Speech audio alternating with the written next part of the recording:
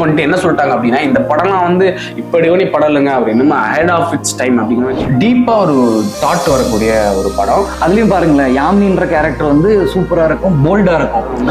என்ன இவர் வந்து ஒருவேளை 10 வருஷத்துக்கு அப்புறம் புரியும் சொல்லி எடுத்து வச்சிருக்காரோ, சரி ஓகே நம்ம 10 வருஷத்துக்கு அப்புறம் பார்த்துக்கலாம் அப்படிங்கிற மாதிரி எல்லாம் ட்ரோல் பண்ணி ஒரு நம்ம இது வரைக்கும் தமிழ் சினிமால நம்ம எக்ஸ்பீரியன்ஸ் பண்ணாத ஒரு எக்ஸ்பீரியன்ஸ் கொடுக்கக்கூடிய ஒரு படம். Best revenge in the world அப்படின்றது வந்து சைலன்ஸ் தான் அப்படின்னு நம்ம இப்ப எடுக்க வேண்டிய படம் இல்லை அப்படின்னு சொல்லி மக்கள்லாம் கடந்து போயிட்டாங்க. ஜீனியஸ் தான் அவர், நிஜமாலுமே ஜீனியஸ் தான். அவரையும் நம்ம தமிழ் இண்டஸ்ட்ரியிலும் ஜீனியஸ் தான் கூப்பிடுவோம்.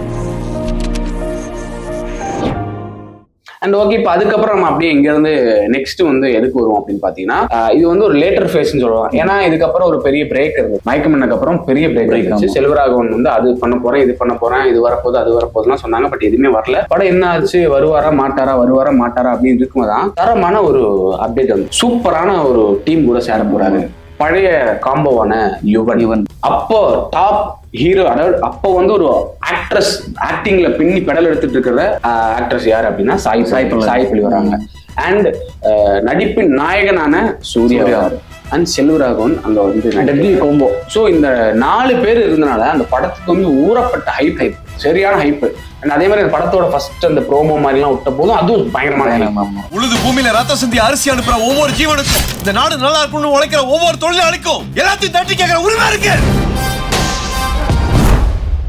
அந்த படம் வந்து ரிலீஸுக்கு அப்புறம் அந்த படத்தை பத்தி மிக்ஸ்டு ரிவ்யூஸ் வர ஆரம்பிச்சது. கொஞ்ச நாளுக்கு அப்புறம் வந்து அந்த படம் வந்து என்ன இவர் வந்து ஒருவேளை 10 வருஷத்துக்கு அப்புறம் புரியும் சொல்லி எடுத்து வச்சிருக்காரோ, சரி ஓகே நம்ம 10 வருஷத்துக்கு அப்புறம் பார்த்துக்கலாம் அப்படிங்கிற மாதிரி எல்லாம் ட்ரோல் பண்ணி அது இதுன்னு சொல்லி அந்த படம் வந்து அப்படியே டவுன் ஆயிடுச்சு சொல்லலாம். பட் இந்த படம் டவுன் ஆக முக்கியமான காரணம் என்ன அப்படின்னா, இப்போ அந்த படத்தை பாருங்களேன், ஈஸியா உங்களுக்கு புரியும், கனெக்ட் ஆக்சுவலி அவர் அதே தான் பண்ணியிருக்காரு. கொஞ்சம் அந்த பீரியடுக்கு அட்வான்ஸா எடுத்தாரு. ஏன் அப்படின்னா அந்த படத்துல வந்து இப்போ நம்ம அடிக்கடி வார்த்தைகள்ல எல்லாரும் பயன்படுத்தக்கூடிய பிஆர் இல்ல பிஆர்ஓ ஒர்க் அப்படின்னு சொல்லக்கூடிய அந்த பிஆர் வேலை எப்படி ஒரு கட்சிக்கு பின்னாடி நடக்கும். ஒரு நல்லவன் ஒரு நல்லது பண்ண வரணும்னாலுமே அவன் ஏதாவது கெட்டது பண்ணாதான் அந்த நல்லதே பண்ண முடியும். நீங்க நம்ம என்னதான் நம்ம உண்மையா நல்லது பண்ணணும்னு வரும்போதும் நம்ம அந்த உண்மையா இருக்கக்கூடாது, நமக்கு அந்த அரசியலுக்கு வரணும் அப்படின்னா சில விஷயங்களை நம்ம மாத்திக்கணும் அப்படிங்கறது எல்லாத்தையுமே அந்த படத்துல இருந்து ரொம்ப, அதாவது இது வரைக்கும் அரசியல வேற ஒரு ஃபேஸ்ல இருந்து டார்க் சைட் ஆஃப் பொலிட்டிக்ஸ் வந்து காட்டியிருப்பாரு. அதை வந்து அதை கொடுத்த ட்ரீட்மெண்ட் தான் வந்து இதாச்சு. அதே மாதிரி அந்த சாய் பல்லவி சூர்யா கிட்ட இன்னும் மணக்குது, உன் மேல சென்ட் வாசனை அடிக்குது. Ladies perfume very very strong. அவ்வளோ பெரிய ஆஃபீஸில் ஆம்பளைக்கு மட்டும் தான் வேலை செய்வாங்களா? நானும் பர்ஃப்யூம் யூஸ் பண்ணுவதான். ப்ரோ, அந்த படத்துல இப்ப நீங்க சொன்ன இந்த சீன்ல இருந்து சூர்யாவோட நடிப்புல இருந்து மித்த ஆர்டிஸ்டோட நடிப்புல இருந்து எல்லாமே கொஞ்சம் வைல்டா இருக்கும். ஒரு மீட்டர் பொதுவாகவே செல்வராகவன் படத்துல எல்லா கேரக்டரும் மீட்டர் இருக்கும். பட் எம்ஜிகேல வந்து எல்லாருக்கும் டாப்ல இருக்கு. எல்லாருமே உச்ச சாய் பல்லவிலாம் அந்த பொண்ணுக்கு வந்து அந்த சீக்கை வந்து ஒரு மாதிரி ரெட் கலர் ஆகும், கண்ணெல்லாம் என்னடா இந்த பொண்ணு கண்ணு வெளியில வருவோம். அதனால எனக்கு தெரிஞ்சு அதனால என்னமோ நம்ம ஆடியன்ஸ் வந்து என்னடா இல்ல, அது வந்து அந்த சீனே ஒரு குழப்பம் தான். இப்ப வந்து அந்த அந்த இன்னொரு ஹீரோயின் ரகுல் பிரீத் சிங். இப்ப ரகுல் பிரீத் சிங் கூட சூர்யா போனாரா இல்லையா அதுல நம்ம காட்டல. ஆனா சாய் பல்லவி சைட்ல இருந்து போன மாதிரி இருக்கும். சூர்யா சைட்லயே அவருக்கு ஒரு குற்ற உணர்ச்சி இருக்க மாதிரி இருக்கும். ஆனா நமக்கு காட்டும் போது அவங்க போன மாதிரிலாம் எதுவும் காட்டியிருக்க மாட்டாங்க. சோ இந்த கன்ஃபியூஷனு, அப்புறம் அந்த பாட்டு அந்த பாட்டு நல்ல பாட்டு தான். அந்த வீடியோ வந்து எக்ஸசைஸ் பண்ணிருப்பாங்க. அன்பே பேரன்பே. தம்பி காமெடி வேண்டாம், நான் சொல்லிட்டேன். நானு காமெடி பண்ணாதேன்னு சொல்லியிருக்கேன் நானு. சோ சரி, நம்ம ட்ரோல் பண்ற வீடியோ எடுக்கல. டேய் இப்படிலாம் பண்ணன்னு வச்சுக்கடா, நாசமா போயிருவடா. பட் அந்த டைம்ல அந்த பாட்டு வந்து எடுத்துருக்கணும். அந்த பாட்டை வந்து தூக்கி இருக்கலாம். ஆனா அவர் என்ன மைண்ட் செட்ல அவர் அதை எடுத்தது அப்படின்னு நமக்கு இல்ல, அவருக்கு அதெல்லாம் வராது ப்ரோ.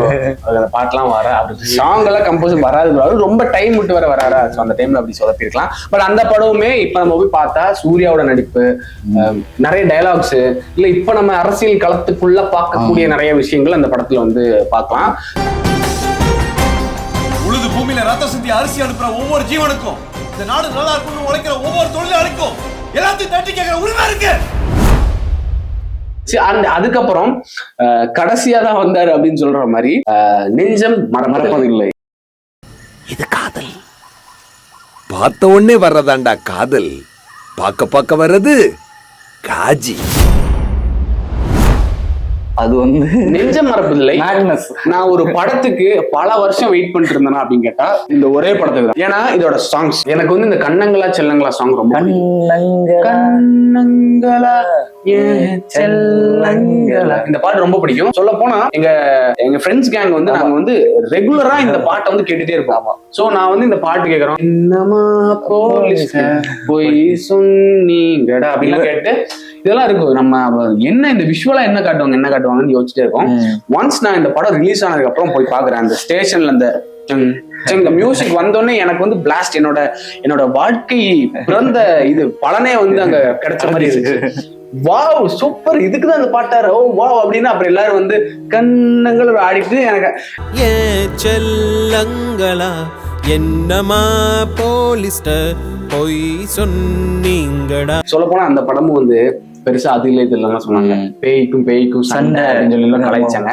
பட் வந்து அந்த பேய் சண்டையை அவாய்ட் பண்ணிருங்க.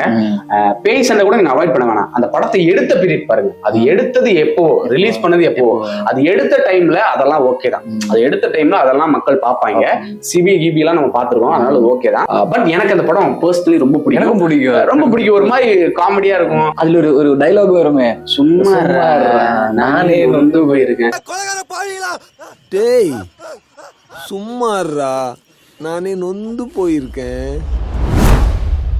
அந்த பேய் ஃபைட்டு அது அது அது ஓகே, பட் அந்த டைம்ல எடுத்தனால ஓகே அப்படின்னு சொல்லி ஒத்துக்கலாம். பட் அந்த படம் எனக்கு ரொம்ப பிடிக்கும். எனக்கு அந்த மாதிரி பாட்டு வந்து அது ரெகுலரா நான் கேட்டிருந்த பாட்டை வந்து விஷுவலா பார்க்கும்போது எனக்கு அவ்வளவு பெரிய சந்தோஷமா இருந்துச்சு. லிரிக்ஸ் வந்து செல்வராகவன் அந்த சாங்கோடது. அப்போ வந்து எனக்கு வந்து ஒரு இது இருந்துச்சு, செல்வா எழுதியிருக்காப்புல. அப்ப அவர் வந்து கண்டிப்பா படத்துக்கு வேண்டியதான் எழுதிப்பாரு. ஆனா ஏன் எழுதியிருக்காரு, என்ன போலீஸ்ட போய் சொன்னீங்க ஜுரம் என்ன இது அப்படின்னு நான் யோசிச்சேன். என்னதான் நான் சொல்ல வராங்களோ யோசிச்சேன். நெஞ்சம் மறப்பதில்லைன்னு வேற சொல்றாங்க. அந்த கன்ஃபியூஷன் எல்லாம் எனக்கு வந்து அந்த தீர்த்தப்போ எனக்கு வந்து அவ்வளவு ஆனந்தமா இருந்துச்சு, அவ்வளவு சூப்பரா இருந்துச்சு. And also S J. சூர்யா அவருக்கும் வந்து இந்த படம் தான், நீங்க என்ன மாநாடு ஈநாடுலாம் சொன்னாலும் இந்த படம் வந்ததுக்கு அப்புறம் தான் திரும்ப எஸ்.ஜே. சூர்யா ஒரு பேக் டு ட்ராக் அப்படிங்கிற மாதிரி ஒரு இது கிடைச்சது. இந்த சொப்பு விளையாட்டெல்லாம் போதும். உண்மையிலே நீ எங்கேயாவது இருந்தேன்னா வா, ஓ மூஞ்சிய காட்டு, அப்ப வச்சுக்கிறேன். அதுக்கப்புறம் நம்ம எதிர்பார்க்காத டைம்ல அவரோட தம்பி கூட இணைஞ்சு ஒரு படம் வந்துச்சு, நானே வருவேனும் வந்து பெருசா ஓடல. ஏன் அப்படின்னு கேட்டீங்கன்னா எக்ஸ்பெக்டேஷன் ஹையா இருக்கு.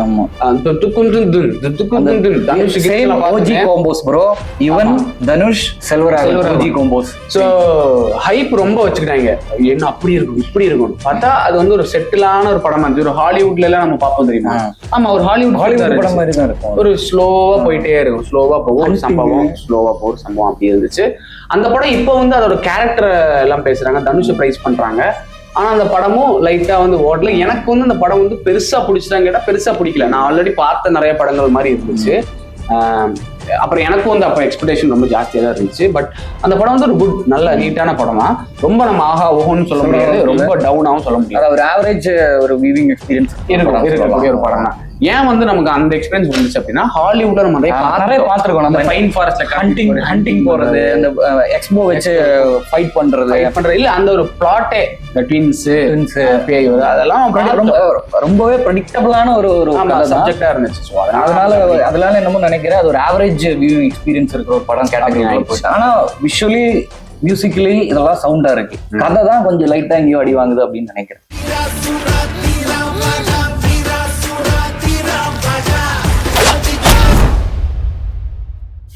அதுக்கப்புறம் இப்ப இருக்கக்கூடிய செல்வராகவன் யார், ஒரு டைரக்டரா அப்படின்னு கேட்டா டைரக்டர் மட்டும் கிடையாது, அவர் ஒரு ஆக்டர்.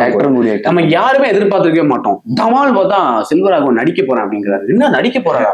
தமால் பார்த்தா விஜய் கூட நடிக்க போறாங்க. விஜய் கூட ஏங்க, விஜய் எந்த மாதிரி நடிப்ப, செல்வராகவன் எப்படி ஒரு சீரியஸான ஒரு சைக்கோன்னு சொல்லக்கூடிய இல்ல ஒரு டீப் தாட்ஸ் கொடுக்கக்கூடிய அப்படிப்பட்ட ஒரு டைரக்டர் இவரு. அப்ப அவரோட ஆக்டிங் அப்படிதானே இருக்கும். இவரு வந்து எப்படி விஜய் வந்து ஒரு கமர்ஷியல் ஒரு காமெடி கமர்ஷியல் ஒரு எல்லாருக்கும் பிடிச்ச மாதிரி எப்படி செல்வா பண்ணுவாரு அப்படின்னு நம்ம எல்லாம் யோசிச்சு. அந்த கோம்போவே சூப்பரா இருக்கு ப்ரோ. நெல்சன், செல்வராகவன், விஜய், அனி அந்த கோம்போவே சூப்பர். இப்படி நம்ம எல்லாம் யோசிச்சுட்டு இருக்கும்போதுதான் பீஸ்ட்ல வந்து ஒரு பெர்ஃபார்மன்ஸ் கொடுத்தாரு. சார் அவன்கிட்ட மினிஸ்டர் மிரட்டினார்லாம் சொன்னா அப்புறம் உங்க பொண்ணு பொண்டாட்டி அவனே கொண்டுட்டு டெரரிஸ்ட் பண்ண மாதிரி செட் பண்ணி வச்சிருவான்.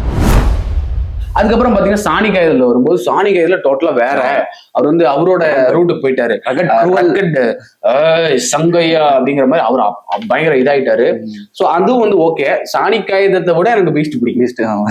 ஆமா, ஏன்னா அதுல கொஞ்சம் பீஸ்ட்ல கொஞ்சம் காமெடிஸ் நிறைய பண்ணிருக்காரு. ஒரே ஒரு டைலாக் சொல்லுங்க சார், இது வந்து சீக்ரெட் மிஷன் அப்படின்னு சொல்லுவாங்க. அதுல ஒரு கவுண்டர் டைலாக் ஒன்று உங்ககிட்டயும் சொல்லிட்டாங்களா அப்படின்னு. இதோட பழைய பில்டிங் கிடைக்கலையா? தும்முனா இடிஞ்சு விழுந்துரும் போல இருக்கு. இல்ல எமர்ஜென்சி ஆபரேஷன் சொன்னாங்க சார். சொன்னாங்களா உன்கிட்ட? இவர் மோகன்ஜியோட படம் நடிச்சாரு. அதாவது இப்போ நிறைய படங்கள் வரப்போகுது. இப்போ அவர் நடிச்சிருக்காரு. அப்புறம் வந்து தனுஷ் கூட ஒரு படம் நடிச்சாரு. இது இந்த படம் ஃப்ரைட் ரைஸ் கடை, ஃபேமிலியா ஃப்ரைட் ரைஸ் போடுவாங்களே, அந்த படம் பேரு மறந்துட்டேன். ராயன் ஃபேமிலியா ஃப்ரைட் ரைஸ் போடல அண்ணா நடிச்சிருப்பாரு. இந்த மாதிரி வந்து நிறைய படங்கள் இருக்கு.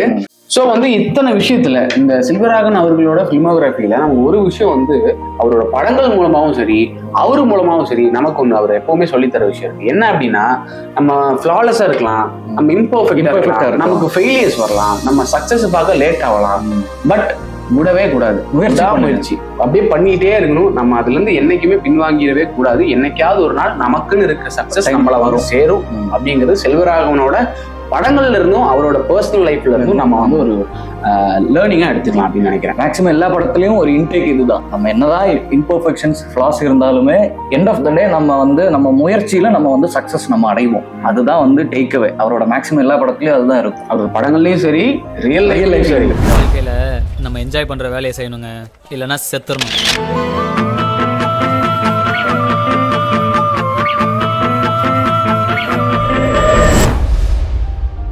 ஏன்னா அவர் அவ்வளவு ஃபெயிலியரை பார்த்து அவர் ஒரு 10 வருஷம் உட்கார வச்சுட்டாங்க வீட்லயே. உட்கார வச்சு அவர் திரும்ப வந்து இப்போ அவருக்கான ஒரு இடம் இருக்கு, அவருக்கு ஒரு ரெஸ்பெக்ட் கிடைக்குது அப்படிங்கும்போது எனக்கு பர்சனலா ரொம்ப ஹாப்பி அப்படின்னு சொல்லுவேன். And okay guys, so Selvaraghavan பத்தி நீங்க உங்க அண்டர்ஸ்டாண்டிங் என்னவோ அதை மறக்காம கமெண்ட்ல சொல்லுங்க. அவரோட ஃபேவரட் மூவிஸ் எதுவோ அதையும் மறக்காம கமெண்ட்ல சொல்லுங்க. அண்ட் இதே மாதிரி நம்ம வேற யாரை பத்தி ஒரு வீடியோ போகலாம் அப்படிங்கறத மறக்காம கமெண்ட்ல தெரிவிங்க. மேலும் இன்னொரு வீடியோல சந்திக்கிறோம். அதுவரை நன்றி, வணக்கம்.